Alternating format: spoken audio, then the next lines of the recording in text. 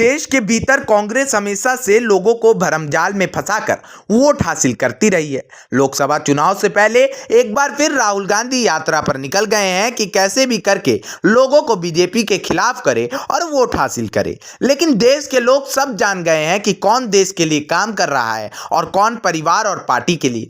Congress party गरीबी हटाओ का नारा देती रही है। नेहरू, इंदिरा और राजीव गांधी के बाद अब राहुल गांधी भी यही नारा दे रहे हैं कि गरीबी हटाओ। लेकिन कांग्रेस के लिए गरीबी बस एक ऐसा हथियार बनकर रह गया है जिसका इस्तेमाल वो सिर्फ वोट बैंक की राजनीति करने के लिए करती है।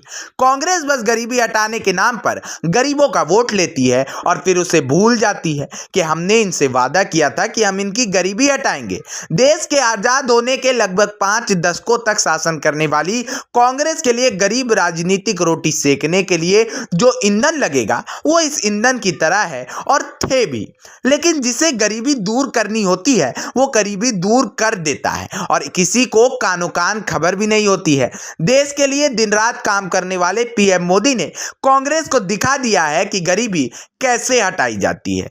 क्या है खबर, बताते हैं आपको इस रिपोर्ट में। प्रधानमंत्री नरेंद्र मोदी की अगुवाई में भारत विकास के पथ पर तेजी से आगे बढ़ रहा है। देश की अर्थव्यवस्था की गति न सिर्फ पूरी दुनिया में सबसे तेज है बल्कि देश के करीब 25 करोड़ लोग गरीबी रेखा से भी ऊपर उठे हैं और वो भी महज 9 सालों में। एक आंकड़े के मुताबिक साल 2013-14 में भारत की 29.17% से अधिक आबादी गरीबी रेखा से नीचे थी, जबकि मौजूदा समय में ये आंकड़ा घटकर 11.28% रह गया है। नीति आयोग द्वारा जारी एक शोध पत्र में ये आंकड़े सामने आए हैं। ये शोध पत्र संयुक्त राष्ट्र विकास कार्यक्रम, ऑक्सफोर्ड नीति और मानव विकास पहल की इनपुट पर तैयार किए गए हैं। नीति आयोग ने इसे 2005-6 से भारत में बहुआयामी गरीबी नाम से प्रकाशित किया है। इस शोध पत्र में बताया गया है कि साल 2013-14 से 2022-23 के बीच देश के 24.82 करोड़ लोगों को